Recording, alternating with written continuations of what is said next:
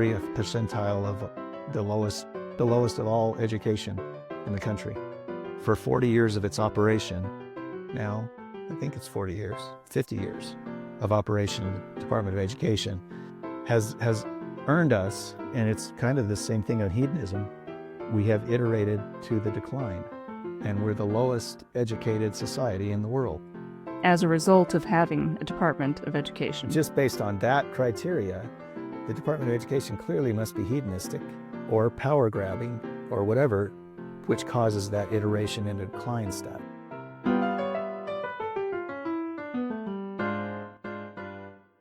Hey, do you have a minute? Yep, I have a minute. All right. For you and everyone else listening, we are a dad and his favorite daughter. Yes. Discussing things that are of favorite importance to both of us. Unfortunately, there's not many other members of the family that really care about it, but we like it, and hopefully you will as well. We're working for trying to delve into ideas that are important and find out how we can better our lives by using them.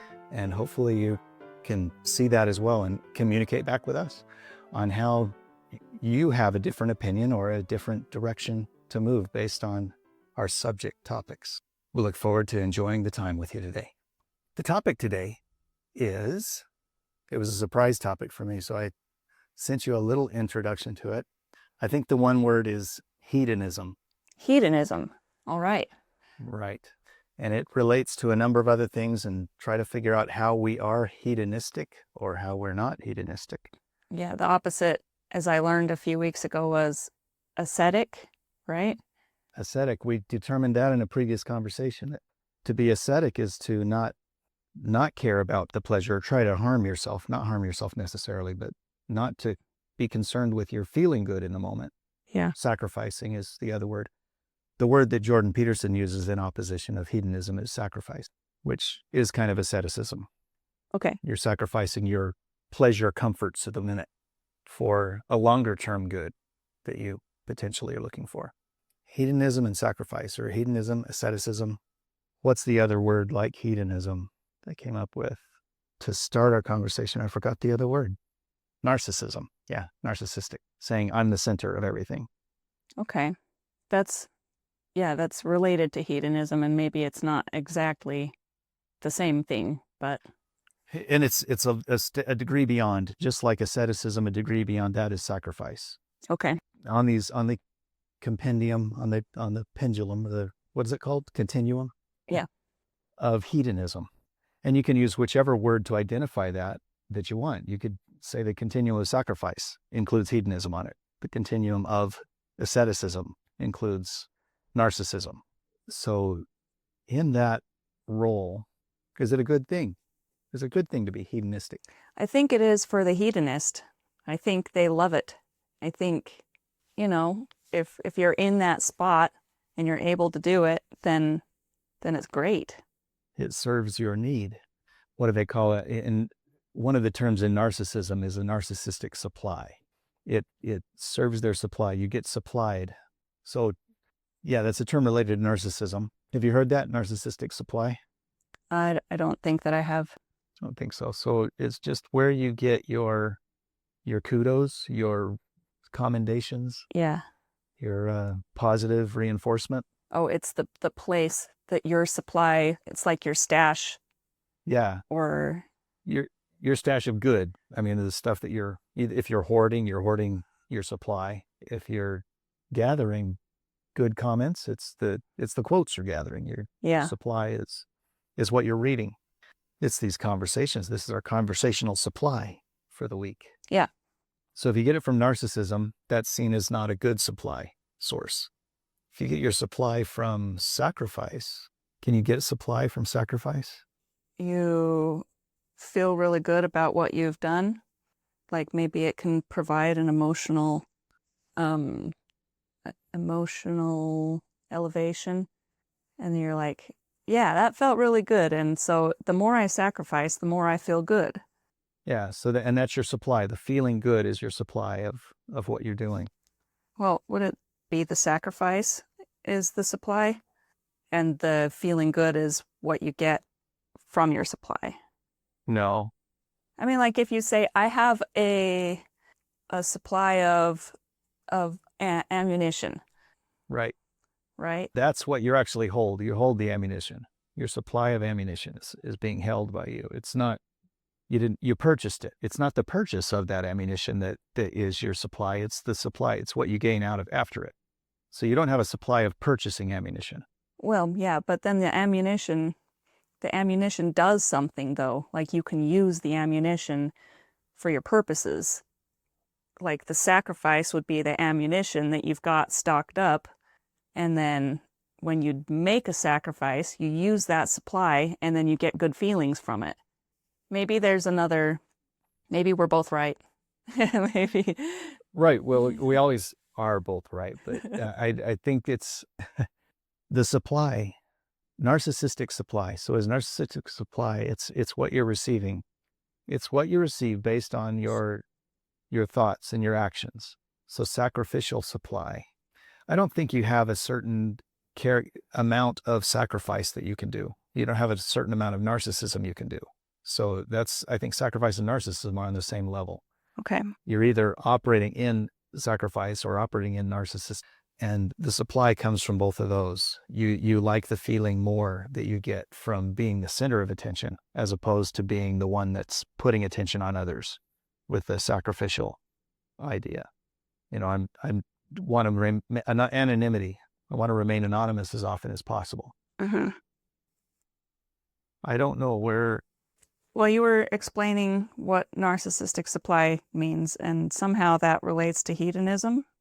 Is hedonism a supply or is it an effect? You operate in hedonism so you can gain a supply. Hedonism describes the characteristic of a person or an individual. And that characteristic, they do that. They participate and play that role because it creates a supply. So there's a hedonistic supply. Okay. So you're involved in the things you do and you operate the way you operate so that you can receive supply from that, which is, the definition of hedonism, I believe, is immediate gratification or pleasure in the moment. Yeah. Something like that. You're searching after your immediate gratification. And so that's your supply. Your actual supply is the gratification you get from it, the feelings you get, the accolades for being the center of attention. I need to relate it. I don't know if hedonism is pride in itself, because pride is the other thing that's related there, is that narcissism is clearly the center of attention. I think pride must relate to both of them. Okay. I'm proud of what I do. I'm proud of where I am. So you're selecting, and maybe pride is just part of being a hedonist. If you're in a hedonistic characteristic, it's because you're proud that you're there. Yeah. Do you think someone could be hedonistic, but not like that they're that way? Like feel like they're out of control and they're not proud of it? So feel like they should repent, that feel guilty about hedonism. Yeah, maybe. Would a hedonist ever feel guilty about his hedonism? Or would they not be a hedonist anymore? Just that mental switch changes whether they're hedonistic or addicted. Like maybe if you don't want to be a hedonist, then you're an addict, actually. If you can feel any amount of guilt, any tinge of guilt towards it, then it's an addiction, not a hedonistic trait. Maybe. Yeah, someone who says I'm just a hedonist, I'm a heathen. A heathen, maybe heathens are hedonists. I don't know. I don't know about that. Well, I'm a something. What are you if you're a hedonist? Pleasure seeker. Yeah. I'll use that as heathen. A heathen would do that. I bet that is. I don't know. We have to figure out what a heathen is first, really, before we can say. AI says a heathen is generally taken to be a number of pagan religions. It's just a religion. Not necessarily. A heathen is sometimes associated with more sensual or pleasure-seeking, but primarily refers to someone who practices a mainstream religion outside the dominant Abrahamic faith. Mm-hmm. Heathen is just where your faith is based. Yeah, it's like a Mormon or a Protestant or a heathen, right? Right. The heathen would be the pagan rituals, as opposed to, someone who believes in mythology as opposed to a god. Yeah. To pantheism. Yeah, some of those religions, it says here, are all actually quite ascetic, renouncing physical pleasure altogether. So you can be a heathen in a fully ascetic, pleasure-renouncing way. Yeah. They're not necessarily combined. Okay. There's not a group of people that you can say are hedonistic. The hedonists, you could say they are. But outside of that, though. Okay, so would a hedonist, and we were trying to talk about guilt, would they ever feel guilty or like they're on the wrong side of the law or morals in a society? Would they feel bad about it? So the question really is there an unintentional or undesired hedonistic way? Because I think if somebody wants to be hedonistic, they're not feeling bad about what they're doing. They're like, I'm living the life I want, and they don't feel bad about it at all. Right, and I'm thinking they can't feel bad about it. If they start feeling bad about it, then they'll start viewing that hedonism as addiction, like you pointed out. Yeah. And then it's something that you have to try to get out of yourself. You're going to use asceticism to get rid of that addiction of hedonism.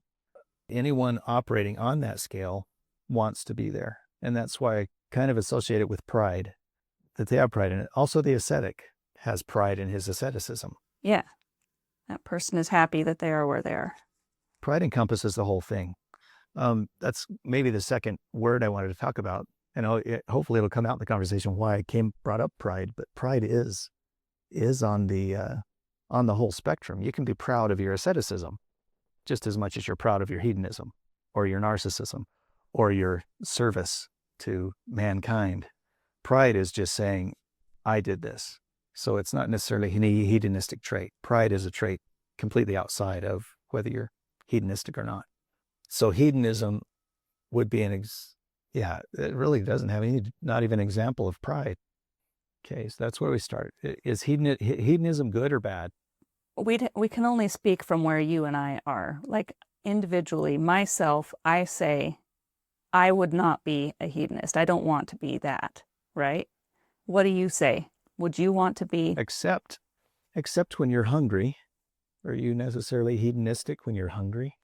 Yeah, well, depends on the resources that I have in my, like where I'm at. Like, can I go and eat right now because I'm hungry, or do I need to wait? I am hungry right now, right? Literally, but you're not going to go eat. But I'm not going to stand up and go eat because I know that when I eat while we're recording, it makes it sound really weird. So, I mean, it definitely sounds like I have food in my mouth. So I am not hedonistic when I'm hungry because I choose sometimes to wait.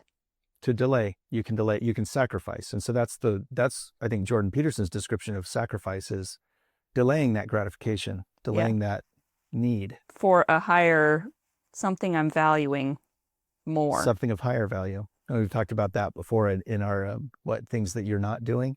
It's because your values you haven't identified the value that causes you to be able to do that. Yeah. Something that you want to do, but you're just not doing it. I'm not hungry. I don't get hungry until night after my workday is done, usually. And that's when you're thinking about it. Then I'll think of food and I'll say, am I hungry? And then I'll talk myself into being hungry and actually eat something because I know you can't exist without food. Right. And I generally can eat just fine. You're delaying the gratification of not eating and I think perhaps I've delayed it long enough. Yeah, I've delayed it long enough in the day that I just don't feel hunger during the day.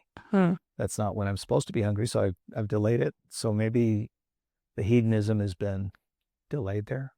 And maybe it's a hedonism on the other side. Maybe I just think that other things during the day are more important. Right. And so you're delaying reading your book at night so that you can just go and eat and then, or something, whatever it is that you have to wait to do because you have to eat. You know you have to eat.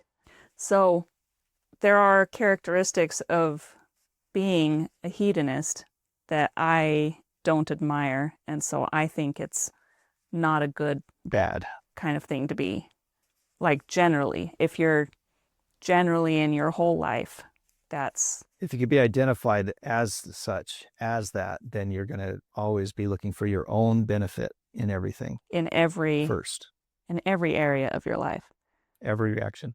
I was listening to something on trust recently, and just identifying that the propensity of someone to always need to be the center of attention or need to be involved. They were discussing an office environment Mm-hmm. where one individual would always, if they were discluded from it, they would have to include themselves in the conversation, even the hallway conversations or whatever project was being worked on. And if someone else was doing it, if they weren't there, they'd insert themselves and then make their ideas the ones that are talked about most. And you have the people that just have to be involved. Is that a hedonistic trait, to have to be involved in everything? The FOMO, fear of missing out. It depends on, like, maybe that person feels like if they're not involved right now, then they'll never know what's going on. Maybe they're hedonistic and they want to be involved right now, regardless of whether they'll be clued in to the plans later or whatever. Or maybe they really are afraid that if they're not involved now, then they'll get pushed out of the whole thing entirely. And that's a different thing than hedonism. Then it's not that they're wanting to be immediate gratification of it. They're afraid of being kicked out completely. Yeah. Afraid of being left behind, because they don't have a connection to what's going on right now. So not that they're looking for the pleasure of it, but they're afraid of the disconnection that could happen. Right. And so consistently pushing. So someone who looks like a hedonist may just be fearful. They want to be involved because they need to be involved. Yeah. That might be it. So it's not so black and white. Like maybe you can have hedonistic tendencies in some areas of your life. But I mean, it's just like being a psychopath. Like everyone's a little bit crazy. Right. So everyone's a little bit hedonistic somewhere. And, even with food, if you are hungry and you can eat, you should, and you are serving yourself. Clearly you're serving yourself. That's the only way you can eat, is to serve yourself. Yeah. You could be intravenously fed, but usually that doesn't happen in common society. 99.8% of society doesn't get fed intravenously. Anytime you need food, even in a family where you're trying to raise someone to eat their own, you might feed them peas for a while when they're a young child, but as soon as possible, you have them hold the spoon themselves. Right. I'm reminded of the little bit of not Abraham Lincoln, whose autobiography is right at the beginning of the Harvard Classics. I don't know the order of the books. It's like the first volume, and it starts with the autobiography of Benjamin Franklin, maybe? Volume 1. Let's see what it is. The autobiography of Benjamin Franklin. Okay. Exactly. Yeah, that's where it starts. So I read that's, when you read the scriptures, you start in Genesis, and then Okay. the first chapter of Genesis really well, but then maybe the rest of it. You've read him a number of times. I know, yeah. So I know the first couple pages of Benjamin Franklin's autobiography really well. And in there, he says, it's a good thing to, whenever you have the opportunity to eat, you eat. Just do it, because you don't know really when your next meal is going to come. So be hedonistic with your food. If it's there, if there's food, eat it. Okay. Be hedonistic with your food. But that's like fear of missing out, though. Like, I'm going to eat now because I am afraid that in the future, maybe I may not get any food. And if you think circumstantially, the food's in front of you, you have the opportunity to eat because you're supposed to eat, as opportunistically or predisposed. You're predisposed to eat now because the food is prepared for you. So eat while the iron's hot. What is the iron's hot? That's another colloquium, but it's not eat, it's strike. I think it's strike it. Strike when the iron's hot, because it's a... Strike when the iron's hot. Oh, yeah, that's right, because it's a blacksmith thing. Yeah, strike when the iron's hot. Yeah. That's what it is. Do things when it's time, when it's present, when the opportunity is there in front of you. Do it, when it's time to do it. Benjamin Franklin spent a lot of time. He was focused on values and thinking. He thought through his life. And that's kind of the model we're trying to accomplish here, right? To be able to think through our life instead of just live it. Instead of just let it happen to you. Yeah. And not even pay attention to it, but pay attention to what's going on. He identified 13 virtues that he wrote about and talked about for years. Yeah, it's living beyond him quite famously and appropriately. Those things that he thought were important in his life. And we probably are changing those a little bit. He didn't even have a phone. Uh-huh. Something that you had no idea what all his technology wasn't a part of his life. Technology in his day was the ropes that moved the sails up and down. Yeah, with as much as he wrote, though, I think if he had a telephone, he'd be on it all the time. He'd just be calling up everybody. Yeah. As many letters as he wrote all the time, right? Imagine what his podcast would be like. We should ask AI to produce a podcast from Benjamin Franklin. Benjamin Franklin in his voice. Well, I don't know if they could in his voice, but his actual voice, but his words. His literary voice they could use for sure. The way he says things, the way he wrote things. Poor Richard's statements. Feed it everything he wrote that we have and tell it to produce a podcast. That'd be amazing. I would listen to it. Well, yeah, because you've read him 10 or 12 times at the start of Harvard Classics. So hedonism necessarily isn't a bad thing. It's not you use it appropriately. It's just it's a tool to use. It's a tool to use. If it becomes the largest part of your life, it's the same thing as being overemphasized in anything. Using something too much, you're not moderating it. Gluttony, maybe. Gluttony. Well, gluttony of anything. Suppose gluttony is generally on food, but if you're hedonistic anywhere, you're gluttonous in anything, you don't want to do that. Gluttony was mentioned in Wendell Berry's book. What is it called? We didn't discuss it. Well, I mean, we talked about it maybe outside of this, but... You mentioned it. I think I remember the name, Wendell Berry. Let me just look it up. The Unsettling of America, maybe? I think maybe in that book. Oh, yeah. It's a book that I had years ago. It was about agriculture. And I think at the end, he says something about how he would raise his kids in today's society or something like that. And one thing was raise them to recognize where gluttony is and avoid it. Don't be gluttonous. And it's not just a food thing. Yeah. So it's more of a moderation idea. Temperance. Temperance was one of Benjamin Franklin's his virtues. Temperance, being temperate in all things. So take a moderate stance. Yeah. Okay, so we started with hedonism. I think it's just a trait. It's not necessarily bad. If someone is, though, displaying that and wanting to say, I don't know, I had a gentleman in one of my early careers came in and said, "I'm just a pervert." You just said that? That was a weird statement. Like, why would you say that you're a pervert? What does that mean to you? Off the cuff kind of thing, or? Yeah, just off the cuff. He was just talking about it. He said, I was a loan officer. He was applying for a loan. He says, "No, I'm just a pervert." Okay. Why? How does that describe anything? It seemed like he was proud of it too. Yeah, he was proud of it. As someone who may say, I'm a hedonist, they're just proud of it. It's gonna be who they are. If you say, you're just a hedonist, they're either gonna say, "No, I'm not. No, don't. I'm just hungry right now." Yeah, or they're gonna embrace it. Yeah. Or they embrace it and say, "Yes, I am. I've strived my whole life. Give me that sucker. You've had enough of that sucker. I'm going to eat the rest of it." So hedonists would take candy from a baby if they wanted it? Yeah. Because the babies don't need it. They don't care. Yeah. Baby's going to cry anyway. Yeah. Spoken like a true hedonist. Exactly. They're going to cry anyway.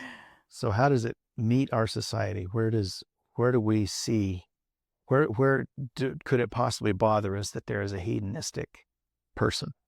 I think if that person somehow acquires something that belongs to me or that I should have gotten, maybe, like I would feel... That's where, if something should be shared and it's not shared, there's a hedonist we're in the game with, and they're not going to share. They're not going to talk to us.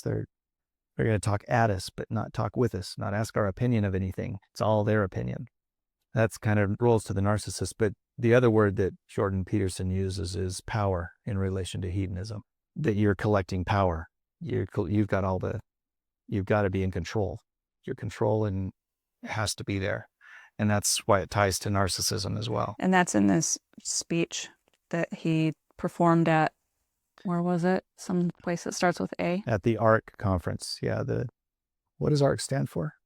ARC. It's just happening this week. It's right now, huh? Yeah, right now. They're live. These are live discussions. That was his Monday. Academy for Responsible Citizenship. Alliance for Responsible Citizenship. Yeah. So this is the second year they've done that in London. Okay. It's a really good conference. I've been really impressed with the number of speeches that I've seen from that so far. Like the who is on stage, not the quantity of speeches, but who is on stage. Who and what they're talking about. Yeah, the topics, the subject matter. It's a convention that you go to. Sometimes you go to a convention and 20 of the speeches that day you had no connection to.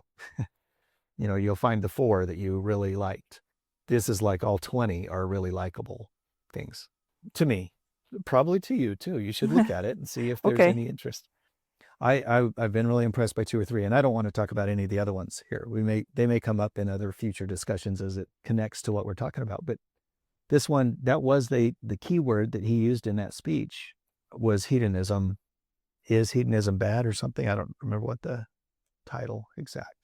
Why hedonism is bad or something. Okay. But he related it to the power structure of the world, and he says we're probably in a place now. We've talked enough about life.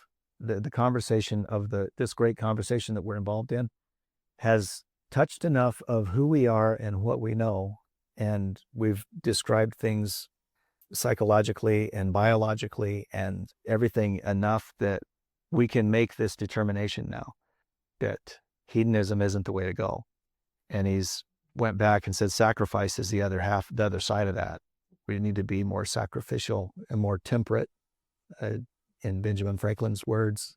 But sacrifice is what he says he gets out of the Bible stories. The learning from that is it's lending towards a sacrificial type mentality, more asceticism, rather than seeking for power. And the quote that he put in there that I really liked, it says, hedonism will always iterate to decline. What does that mean? So those 2 words, iteration, is something that I've looked at in a while. And does it mean something to you, anything to you right now? Because we haven't discussed it. Iterate, like it emphasizes it. Maybe there's a fly. Hold on. Where did it go? My house is infested with gnat flies, and I feel like I just want to not have houseplants anymore because that's the only way to get rid of them. Get rid of your plants. Get rid of your plants to get rid of your gnat flies, because I've been doing some things over the last few months to try and get rid of them, like the internet says to do sticky traps and water the soil with bacteria stuff that kills the larva and whatever, and it's just not working. So I might just have to throw out the plants. It's not working fast enough. Yeah, 3 months. I mean, come on. Do you live in a greenhouse? No, I only have 3 plants. Plants all over? I only have 3, and one of them, they only live in one of the plants. So maybe I just toss out the one plant. That's easy. Yeah, just get rid of that plant. Get another one that's like the other ones. So somehow it's breeding the flies. You've got to find the hospital. I've always done that when there's flies or something. And if you found the one plant, the hospital for it, the one that is iterating flies. Yeah. That's what it is. Iterating flies. The iterating plant. You got to get rid of that one. But that's the one that I want to keep out of all of them. But I just iterate. You got to replant it in different soil. Yeah, maybe I need to just completely rinse it off and change its ground and stuff. Yeah. Yeah. So there's something in the soil that's continuing to cause the decline into flyhood. So you can iterate. There is a thing, if you can iterate virtuously, have a virtuous cycle of iterating to a more positive, higher standpoint every time. A roller coaster that's going up, or whatever. You're always iterating positively, or you can iterate negatively every time you cycle around something. Every time you have a conversation, it takes you further, deeper, and more depressed. Anytime you meet that person, you're becoming more depressed. You're iterating to a deeper level. Okay. Iteration has to do with operating something repeatedly. Yeah. To say or do again, or again and again. Yeah. So it's the repetition of something, of some process of being a hedonist repeatedly and saying, I love that. I want that cycle. He said, and what Jordan Peterson says is, from actually, it iterates to decline every time. You can never advance with hedonism. And he says, power is on that same scale. If you're focused on power, you're always going to iterate to decline. Sacrifice is the other side. You're always iterating to a higher platform, to a better position. If you delay, if you sacrifice the current moment for something future, that something future is always going to iterate you higher each time you do that. Be a virtuous cycle. Okay. Jordan Peterson's position on hedonism and reaching for power all the time, is that the other part of hedonism? Yeah, that's part of hedonism. That's the reason hedonism's there, is because you want to gain power. Right. So he's saying it's objectively bad. It's not a good thing to do because it's going to lead to decline. What if you want decline? What if you want that? It's like, ta-da, here it is. This is how you do it. What if you like decline? Is that possible? What if, like, say you're running a country and someone says, listen, I want you to be super hedonistic because we need to set everything in a downward spiral in order for some future grand plan to happen. So we're going to make it really bad right now. And that's what we want. You want to blow your society up? I want to just ruin everything. We're going to let all kinds of illegal aliens come into the country so that we can maybe, or we're going to kick out all of the illegal immigrants and completely ruin our melting pot society, and ruin everyone's trust and feelings of security and whatever. We're going to get rid of all of that, like all of the bad things of kicking out illegal immigrants, right? I mean, it could be good or bad, like depends on where your position is. If you're an illegal immigrant, then you're how you're thinking obviously about it, your perspective, feeling not very secure and afraid. And I mean, you probably don't want to go back to your home country because you left there for a reason. So you were hoping that you could find safety and security here in America, but nah, guess not. Right. So in relation to hedonism, it is throughout the thing. If you use illegal immigration or immigration, migration is the way they talk about it. Societies migrate, and you've got to not quell that migration. The migration has to happen. So they're just facilitating it by opening the borders and allowing the migration to immigrate into the U.S. From a globalist standpoint, that makes perfect sense, and it's not hedonistic. They're not. Well, maybe it is hedonistic because they're saying let's serve the world the way the world needs served. The air blows through and the jet stream migrates through the U.S. without any problem. Let's just let people migrate through the U.S. just like that. Easy enough. So let's open it up and be completely open. And you're hedonistic if you think that you want closed borders and let the air flow through, but not let people flow through. You're going to stop migration in this little piece of the planet. Stop the movement of people. What would happen, do you think, if we just granted citizenship to everyone that's here right now? In the world? No, everyone that's here in our country, that's present. That's amnesty. Yeah, everyone that's here. We know what would happen, and that's what did happen before. Oh, really? What? Tell me about that, because I need... In 83, you weren't born yet. I missed that history lesson. Yes, you weren't born yet. I think it was 83. Ronald Reagan was just put in, and he granted amnesty. It's amnesty, and you've heard the word amnesty. They talked about that. But that's what it is. You give amnesty to any illegal aliens, anyone who's already here, grant them amnesty so they have their path to citizenship is immediate. Now they can just go and take the tests and be naturalized citizens, and it's fine. So it eliminated all the illegal aliens at the time. No one's illegal anymore. We got rid of all of our illegal aliens. They're all legal Yeah, all the illegal aliens. aliens disappeared because we offered them amnesty. And so that was the ploy. That was what was supposed to have happened. But because the reason they were putting on it right now, this is just my understanding of it. In the 80s, Ronald Reagan did it as a Republican, but it benefited the Democrats 100%. Because California, he was elected a governor of California as a Republican governor and everything. California was a great place. But all these illegal immigrants came in, and they were centered around California and New York, on the coasts.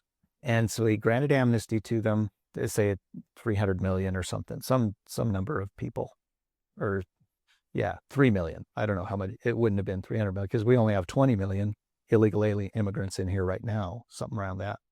Would have been 3 million or so people. But that tipped the scales because they saw that. They voted for the society that would serve their hedonism, let's say. That they wanted the handouts of the government. So an illegal immigrant comes in, and if they're given handouts, then they're going to vote in the democratic realm. That's the more socialist idea and concept of giving them something. So that's what changed California to a democratic state, to a full blue state was the amnesty.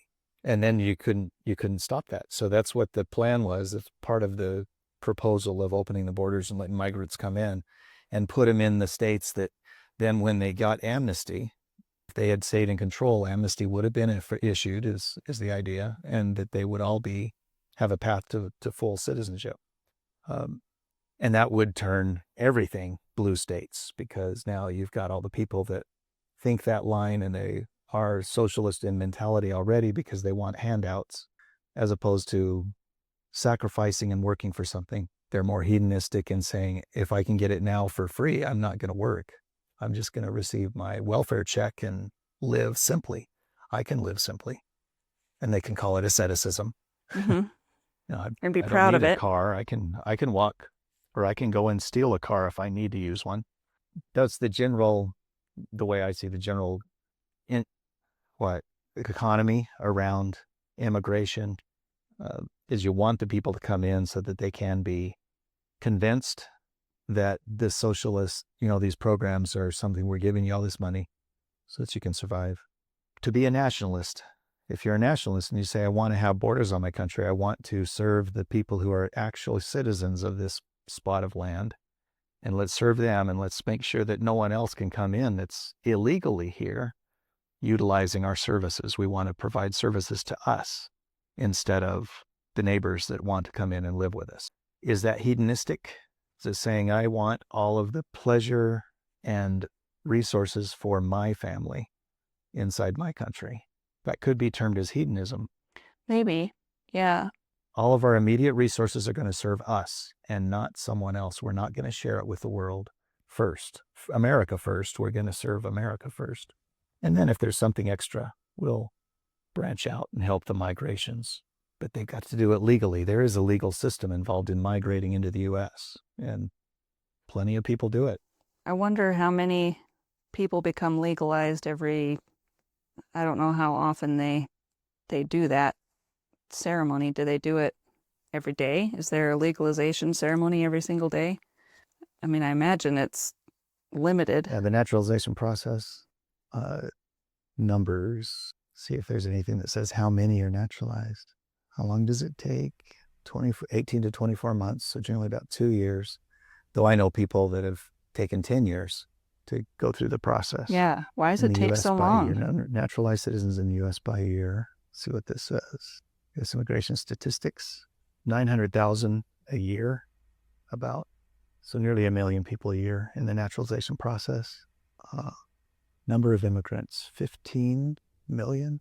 No, I don't know what that number is. Yeah, millions. So 15 million immigrants per year. That's a lot. That's naturalized. 15 million naturalized immigrants? Yeah, there's a lot.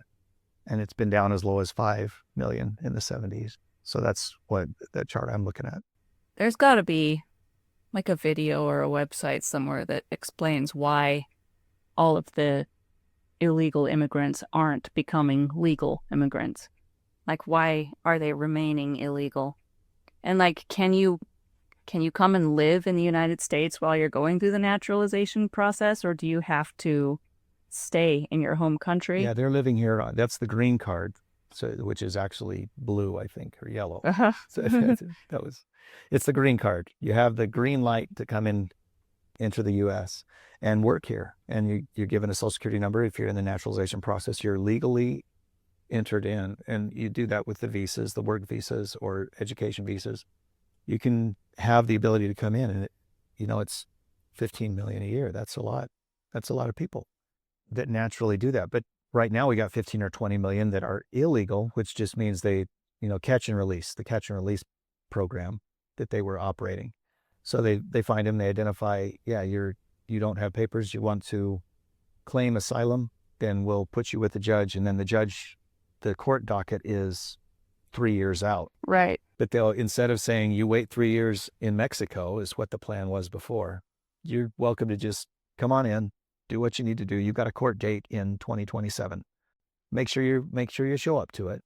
And then we'll determine if your asylum is granted or if you'll have to be deported at that time. But you've got 3 years to just do what you want. So enjoy it. And by the way, we'll fly you to New York and give you a nice hotel to live in. I mean, well, you don't want to bring people in just to leave them on the street to die, do you? Right. So you have to be caring, and so you have to buy them a hotel. So you buy it for $57 million. You buy the whole hotel and fill it up with illegal immigrants that you're waiting for their court dates to appear, because you're what do you call that if you're kind to people? You're empathetic to their needs. You're compassionate. You love people. You want to benefit everybody. The hedonistic rule for that, though, the way that they were doing it, the way I believe they're doing it still, is just my interpretation, is they were hedonistic. It was going to serve their needs in the end completely, and serve their needs right now. They got to increase the government roles, increase the number of people here, increase the costs, the expenses of the economy. That's what caused inflation as much as anything else, is spending and excessive spending. So meeting their immediate needs as a party or as a political faction, meeting your immediate needs, it doesn't matter what it affects everybody else or the other people. The part that you're focusing on is the part that you want to benefit. So they wanted to benefit the migrants, and benefit the global economy. If you're a globalist, you're going to benefit the global economy, and it doesn't really matter what you do to the local people, to the citizens. So maybe that means you're hedonistic in whatever you're focusing on. Could that be a statement about hedonism? I think maybe that's just true for everyone. Like, if you're focusing on something, then you're by definition hedonistic about it. Yeah, if you're feeding your immediate gratification on something. I'm going to see what hedonism, the ethical theory that pleasure, in the sense of satisfaction of desires, is the highest good and proper aim of human life. That's hedonism. Highest good. So if you determine that's your highest value, the satisfaction of desires, gratification. You have desires. We all have desires, and we attempt to locate those desires on appropriate principles, on good values. And so if we figure that our values are such, we're hedonistic to those values. We say, I'm going to hold these values as the highest, my deepest held values. And if I'm operating based on that, the sense of satisfaction of desire, I want those desires to be satisfied for sure. I'm going to satisfy my desires of help other people at all times from the Scout Oath. So I'm going to do that all the time. I'm hedonistic in that venture. But could you be called a hedonist? You're serving, you're others focused, outward serving, sacrificing everything for the benefit of someone else. So I think the word pleasure in hedonism makes a difference, that the pleasure is the highest good. Satisfying. You can satisfy your desires. You can have your narcissistic supply, your supply of pleasure from hedonism that keeps you happy and feeling good about yourself and about what you're doing.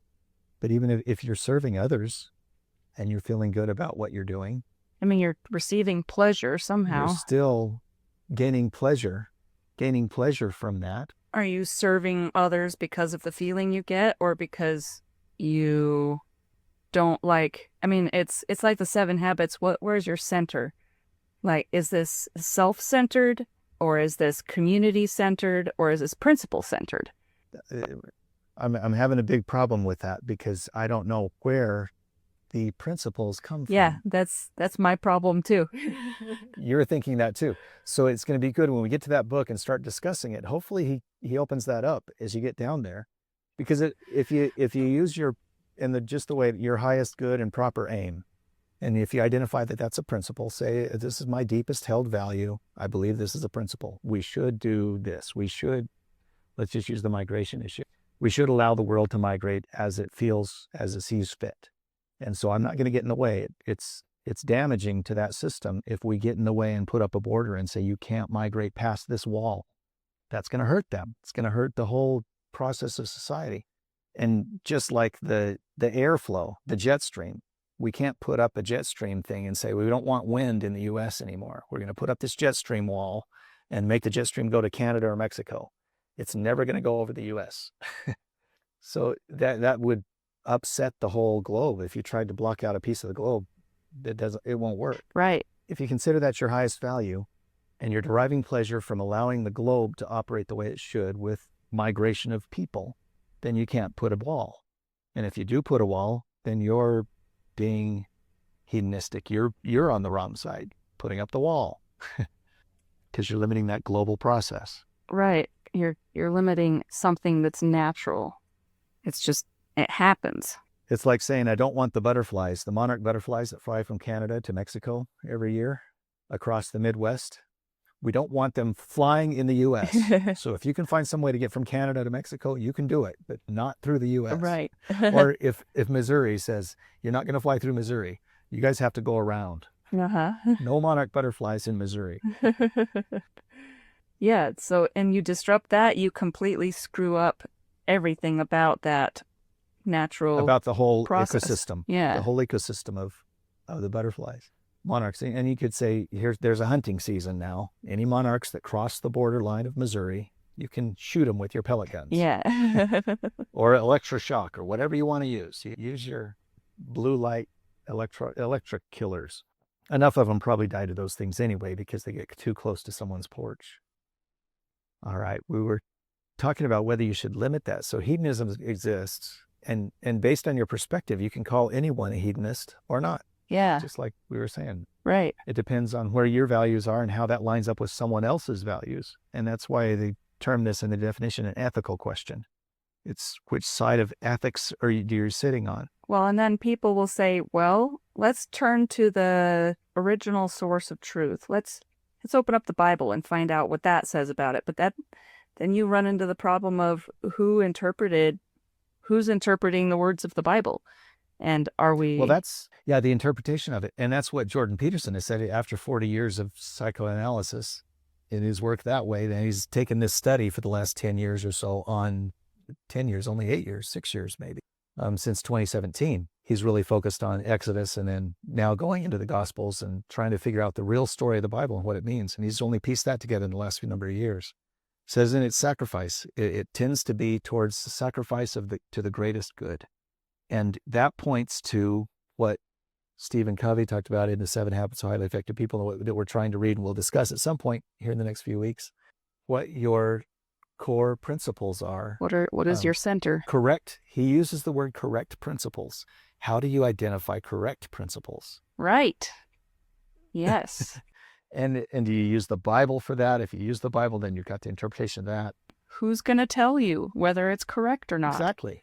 Yeah. How do you know? Because just that immigration issue and migration, what's the correct principle in relation to how societies and people migrate on the planet? What's the appropriate principle for that?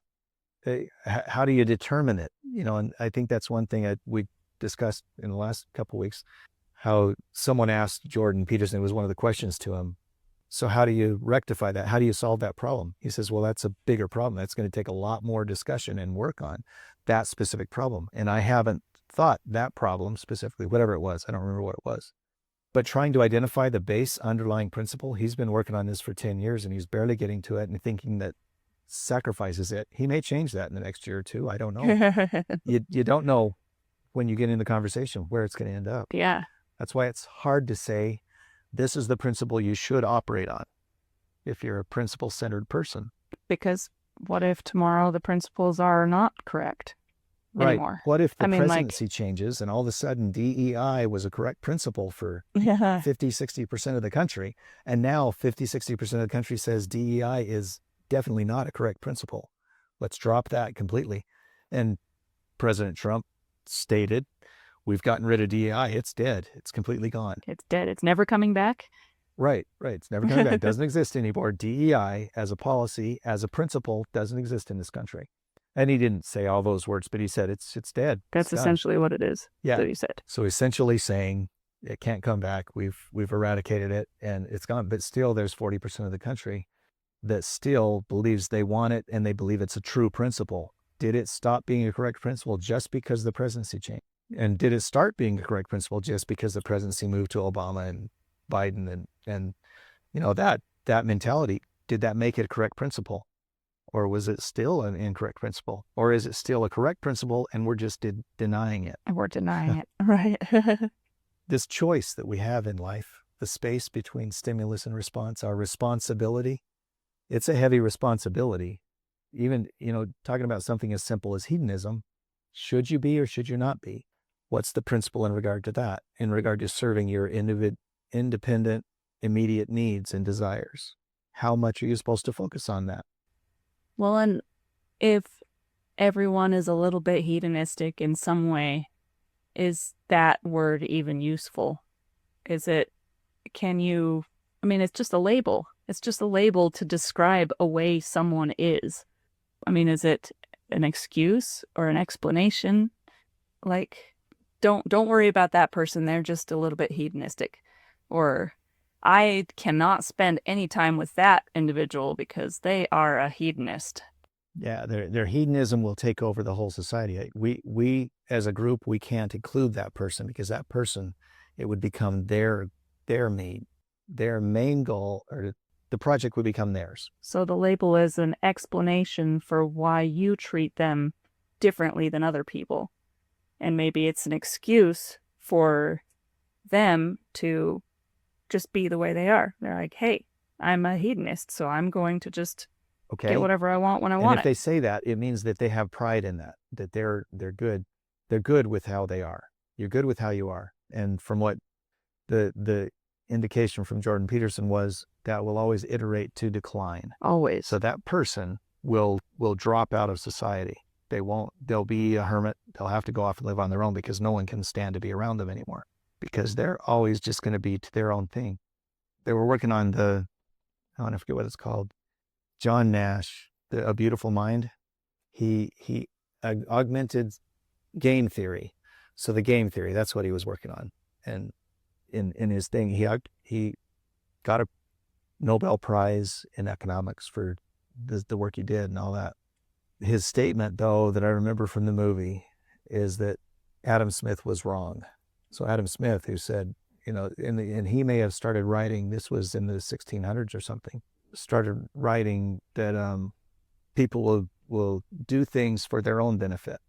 And the game theory that John Nash came up with was that no, they're gonna pay attention to the benefit of the group. They're gonna add, instead of just a full hedonistic, my best path is the path I'm gonna follow. It's the best path for those around you. It's the comparative path to what else is out there. You're gonna take the best comparative path for the group as opposed to just yourself. And that's gonna be the best path forward. So that addition to game theory, that way of what's right for someone else, you're able to think broader.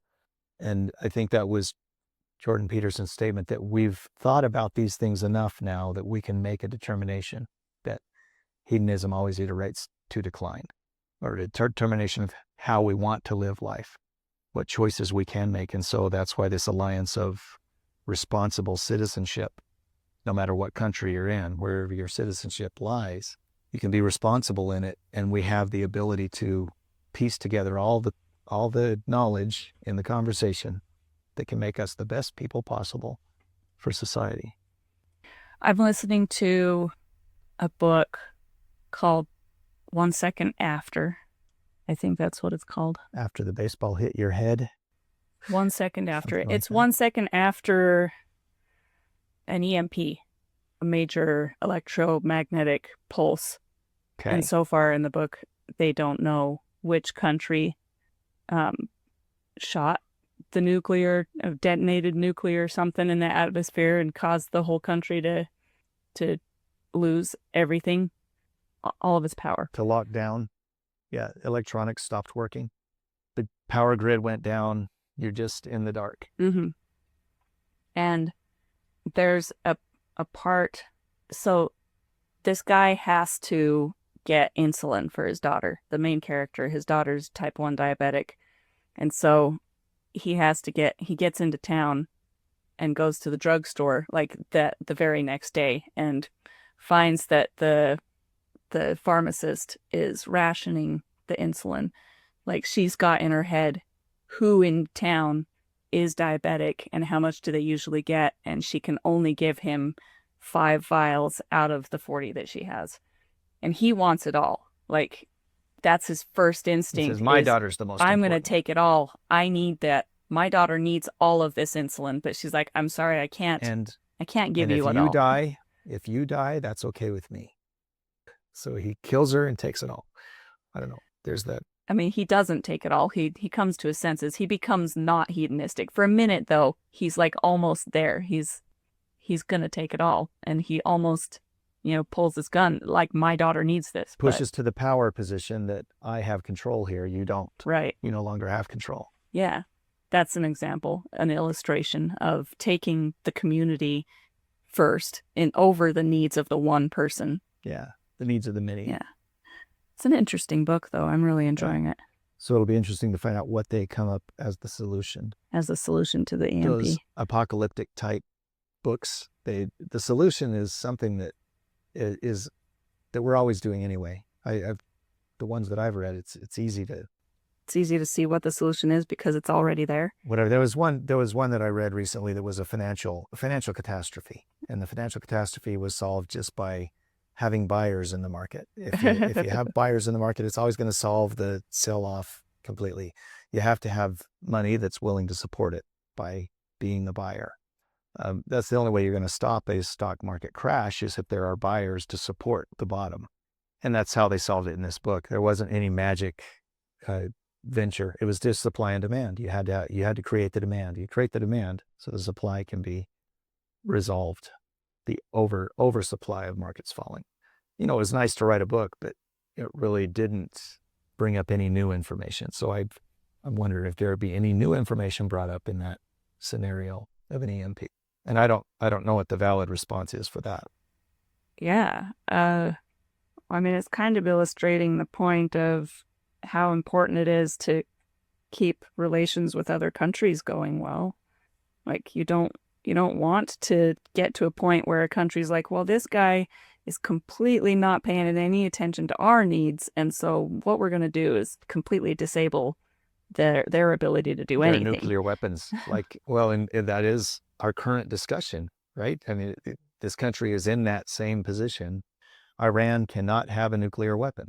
They're not going to be allowed to advance in their nuclear development any beyond right now. That they won't be able to have it. What's stopping them from having it? They can't. It's illegal? Is that what you're saying? The supply of the nuclear, whatever it is, the uranium, whatever it is that takes it, that's controlled. Oh, okay. So you control it so they can't get it, and they can't develop it themselves. You keep their factories from being able to develop it themselves. So the refined uranium, whatever it is that creates an atomic bomb, atomic weapon. In legal avenues, they're not able to, but could they acquire uranium on the black market? Well, North Korea has it. North Korea has that, and there shouldn't be, that's why it's important that you maintain the relations with the countries that have that capability, so that those relations, you keep them in check safely. Yeah.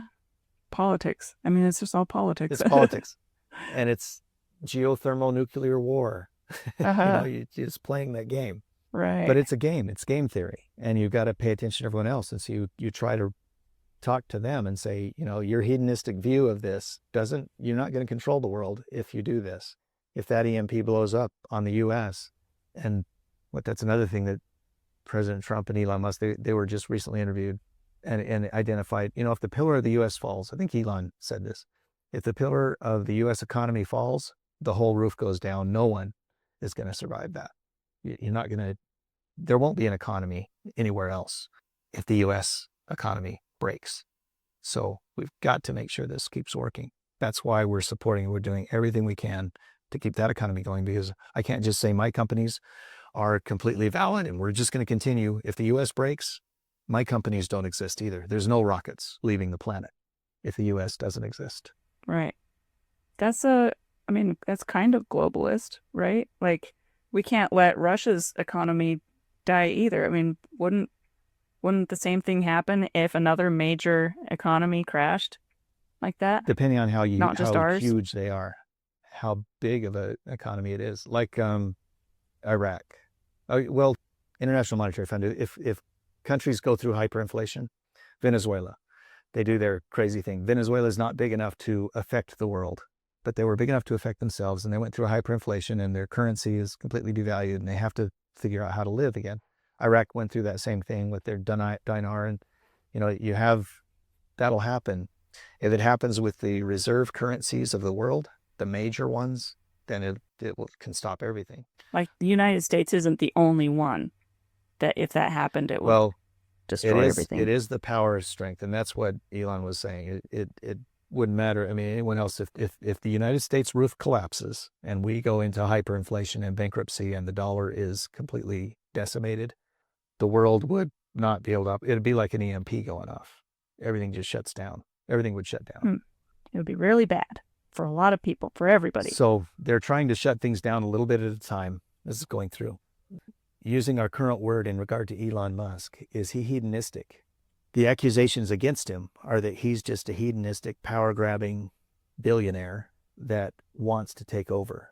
And he's doing everything to benefit his companies only. And he's only going through this audit so that he can make sure his contracts get to the top of the pile. And that's what people are saying is the whole reason he's doing that.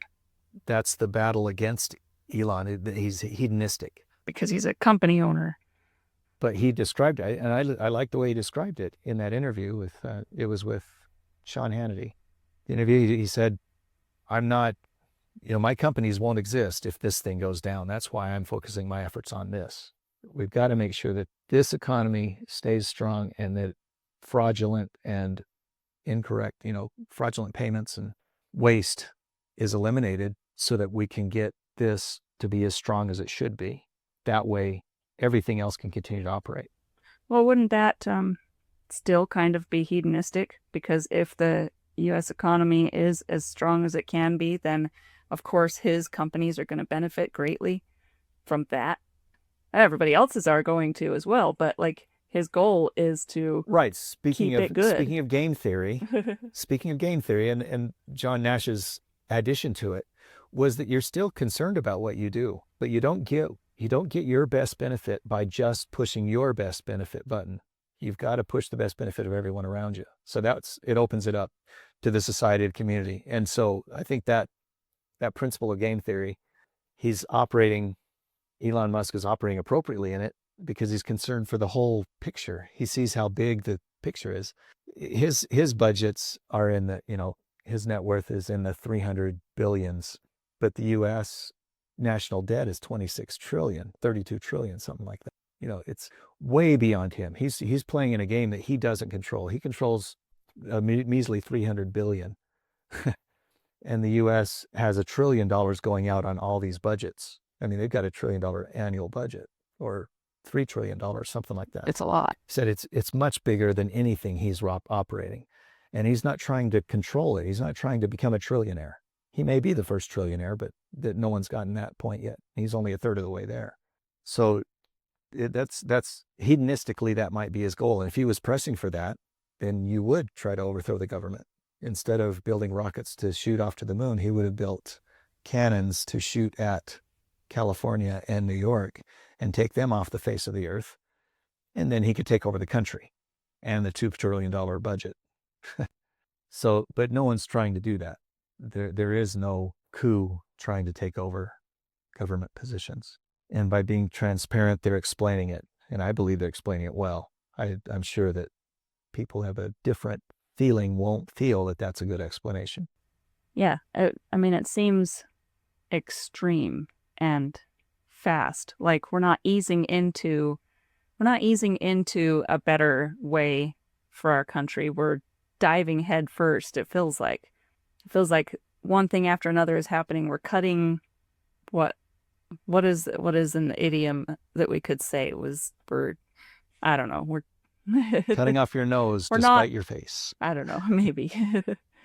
Yeah, we're diving in. We're not dipping our toe and changing the temperature of the water a little bit to make it boil the comfortable. frog. We're telling the frog. yeah. If it's the right thing to do. So hedonism says that you believe it's the aim of human life. It's the right aim. If the right aim is to eradicate fraud and misuse, misspending, misappropriation of funds, and a lot of things they found in USAID is they found things that are supporting clearly DEI global initiatives. And they said, we just changed that principle. So all of that stuff that you were allocated for and you were under the whole guise that that's the appropriate principle, we just changed the principle. It's no longer a correct principle to support globalism, and also no longer a principle to select DEI mentality or inclusion. So getting rid of those two things, all of this stuff now is a misappropriation of funds. So we're stopping it. We're just going to, is it better to let it all flow out and take 4 or 5 years to slow it down and say, if someone retires, let's just not replace them. So that's attrition, do it through attrition. Or if you identify the principle has changed, and let's say you were of a no religious standpoint and you joined a religion all of a sudden, and that religion has these tenets that it operates by. Don't drink any coffee or tea, or, you do this with your money. You're not going to curse anymore. So if there are tenets of that religion, should you say, well, I'm going to curse just until it naturally falls out of me? Or do you change immediately and say, in order to be baptized in this religion, I've got to stop these things. So I'm going to stop them right now, quickly. I'm going to do it quickly. It may take a month. It may take 6 months, but I'm going to do it as fast as I can so that I can enjoy the benefits of living in that new society that I believe now is one of my strongest values. Yeah. Well, when we had talked about the election back in September, and we were talking about the platforms, and I was saying, I mean, I'm a libertarian. I appreciate that platform much more than I appreciate the other ones, but we were kind of coming to the conclusion that no matter who got elected, the change is going to be so gradual that we're not even going to notice. But now that's appearing completely not what's happening. Like, I mean, couldn't we have removed DEI by changing people's hearts about it instead of just saying, okay, this is it. This is because the done how deal. do you treat the people's hearts? And clearly there may be riotings. There are certainly demonstrations at this point. People are still crying over the fact that you guys are telling me that I don't have any place to be. They still feel that way. They need to feel that they have a place to be. And so that maybe that communication hasn't been fully done yet. That's what's going to take time. What my statement was, my feeling last September and now still is that you're not going to have an economic upheaval based on the change of the political environment. Doesn't matter who's elected, the economy is going to continue to flow. Yeah. We don't have to worry about our money. And here's the thing that I'm kind of impressed with the way the market is responding to this in general is that it's supportive. It's not breaking apart. It's not going to a depressive type state. There's ups and downs, and it's fluctuating more. The volatility is higher now than it was, but only slightly. And the general mood is still stable as opposed to going to instability or depression. So I like that. And I think it's supporting. And that's what I mean by the slowness or the speed of it. It's not going to upset the apple cart. The apple cart's still going to have all the apples on it. And it's shaking a little bit, but it's not falling over and spilling. Whatever that term means, upsetting the apple. Yeah. The other thing that's happening with their being so quick is all the places those funds were flowing are now not flowing to those places. So And if it was fraud or if it was misuse of funds, all those misuse places are no longer getting their funds and they're having to close down. And so you're going to have areas of society that are completely eradicated. But supposedly and ostensibly, they were all illegal operations. Supposedly. And fraudulent operations. So if we're not supporting fraud anymore, do you want to continue supporting fraud so that it's easier to ease out of it? Or do you say, let's put that fraud in prison? Let's imprison it and cause it to not operate anymore starting today. Yeah, well, and this brings to mind another idiom, throwing the baby out with the bathwater. Yeah. Like I've wanted to talk about that for a long time. Really? Yeah.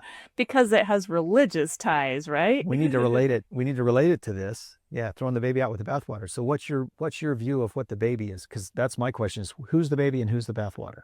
So I don't care one way or the other about the Department of Education, but I guess that is being something is happening with that, right?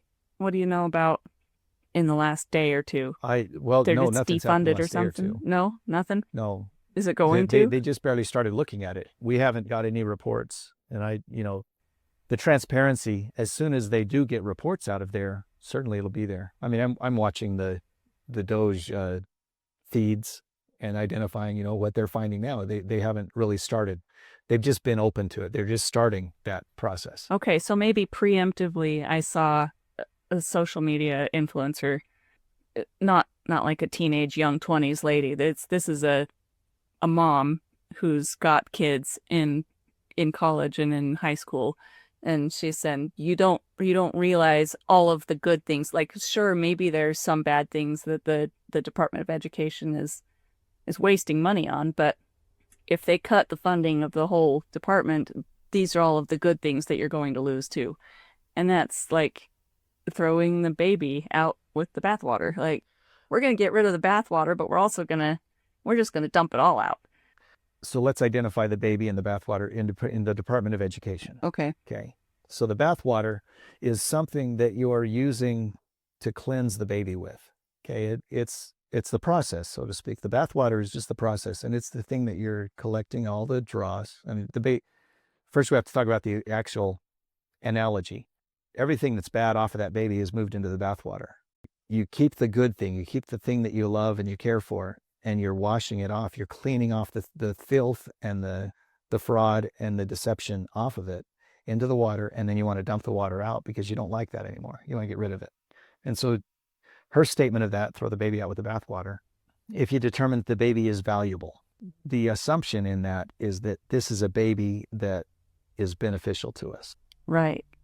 And specifically, like the way that the Department of Education, some of the funding makes it possible for kids with learning disabilities or special needs have a, environment that helps them, Right. There's funding that allows an aid to be brought in for each individual person. And that's the way I understand the program works right now. So if there's some special needs person in a high school, they can be in the society of the high school, but there's an individual aid that's paid for by federal funding that allows that. That aid doesn't have to be paid by federal funding. It could be paid by state funding or even school district. That position is seen as valid. It'll stay. There's no reason that should be declined or eliminated just because federal funding drops. But it will be eliminated until funding comes back through state or county or school department. Yeah, school district. Like, it's going to drop. Yeah, it's going to drop, and it'll be absent until something else happens. The title of your book is The Second After. It'll be gone for a second. It'll be gone for 1 second, and no one will know the difference. That person will still get the check. They don't get this check from the federal government. The district gets the check from the federal government, and they get it in January, and they pay it out to that person all year long. So the money's there. It's still there. The next second that the federal drops it, the state picks it up. The tax benefits will roll right to where it needs to be. Any essential program is going to stay there. The only reason a program will be cut is if it's seen to be non-essential. I relate this baby bathwater to cleaning potatoes. So if you get a potato, that you're cleaning off the dirt off the outside of it. But if you see that there's rot inside of it, it's not a potato you're going to keep. You're going to throw that baby out with the bathwater. Absolutely. You don't want to keep that rotten potato in your group of potatoes that you're trying to create. So it's not just one baby. The Department of Education, there is a baby there, but the value of that kid is being determined by we're in the 40th percentile of the lowest of all education in the country. For 40 years of its operation, now I think it's 40 years, 50 years of operation, the Department of Education has earned us, and it's kind of the same thing on hedonism. We have iterated to the decline, and we're the lowest educated society in the world. As a result of having a Department of Education. Just based on that criteria, the Department of Education clearly must be hedonistic or power grabbing or whatever, which causes that iteration into decline status. We want to change it to a virtuous status and share the sacrifice, throw the baby out, because this baby hasn't provided us any happiness or benefit. So then what we'll start to see then is some states have better test scores and whatever, like higher literacy rates, and some states don't, and so people will start to move to the states that do. Then, like, if you still have a choice for what kind of education your kids get. Before too, you can't move. You're not going to move. You're not going to move. So your kids are just going to have less a substandard education based on the funding that your state thinks. Right. For how long will they have that? Well, I'm not saying like the 1 second after thing. What I'm saying is, so you live in a democratic state, and so their priorities, like, people are voting differently. So you have to move to a Republican state if you want those priorities. But you're not going to move. Yeah, you're not going to move. We talked about that in specific to abortions. If you need an abortion, you're going to move to a state that allows abortions, but you're not going to move for that purpose. So you're not going to move for education either.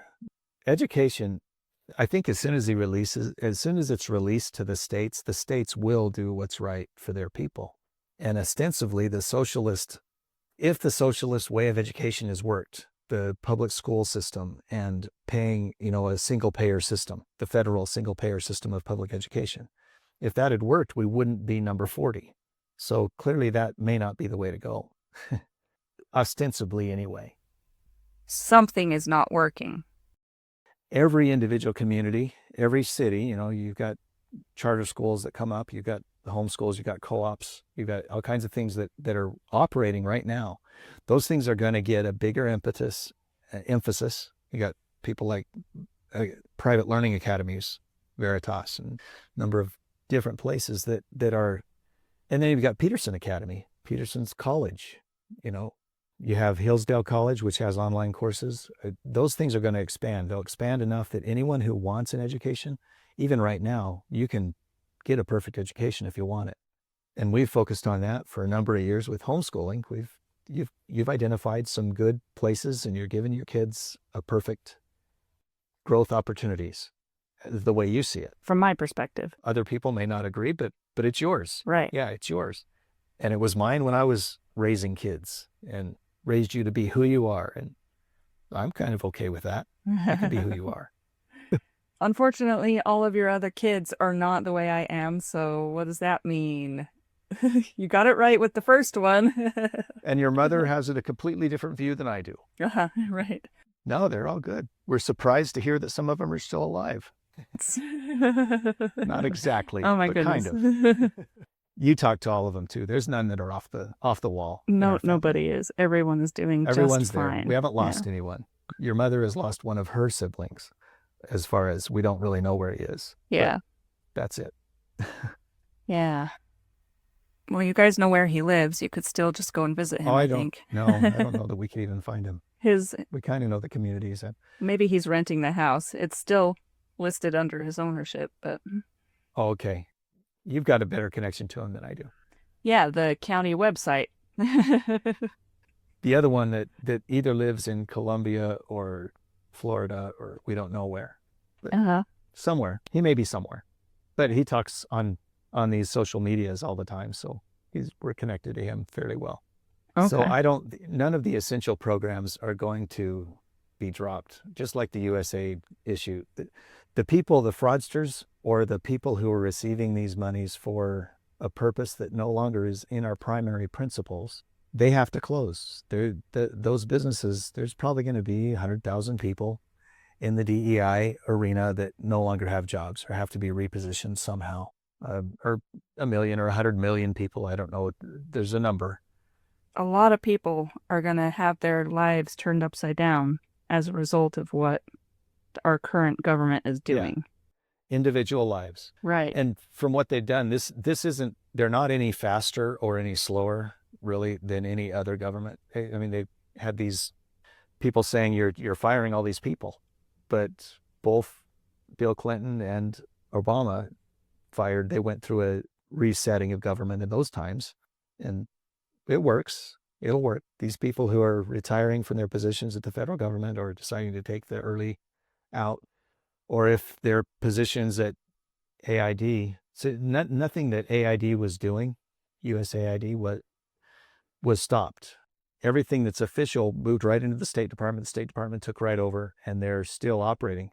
Anyone who's willing to operate is still there operating, but they're operating with 200 people, 400 people instead of 10,000 people. So there's 9,600 people that are no longer doing something in that department. And maybe the same thing will happen with the Department of Education, the 20,000 employees of the Department of Education. I don't know what the number is, but say 19,000 of them are going to be without work, and they will have to filter down to the states and assist wherever they can if they find another career that's as good as the federal career was. Yeah. Well, this headline from NBC News suggests that the Department of Education is going to be abolished. So everyone in there, all 20,000 people are will lose their jobs because there will be no department anymore. And you can't dismantle that. And that's what was talked about. The Secretary of Education, I forgot who it is, whatever her name is, was described as more of a manager than a leader or leadership. Difference between management and leadership. She's a systems person. Okay. The supposition is that she was put in that position to manage the dismantling of the Education Association. It's not like it's going to happen. They're going to let her, and tomorrow you don't work, and we're just going to shutter all the buildings, and they're going to dismantle it. That's what will take time. That's what you think. They can change, right? They changed the sign on the front of the USAID building. They took the sign off. The building's still there. They didn't demolish the building. They didn't kill everything in there. Everything there has to continue operating. And they put holds on projects, say, we're going to hold this money. If they find the money is necessary to move because something's on the train in the middle of Africa and has to finish its process, they have to finish that process. It's not like we're going to let it all rot right there. There's perishable items in some of the stuff USAID was doing, but most of it was money going to just organizations, political organizations, and what did I hear? The charities that were helping the illegal immigrants in the country are having to close down because they no longer have funding and they no longer have people that they're serving. The people they're serving have disappeared because they're afraid they're going to be deported, so they've moved somewhere else. They're not coming for dinner every day. Interesting. like they used to. So the society, it's changing. Things will change, but it's going to take a while. It is going to take a while. They won't just bulldoze the buildings. Yeah.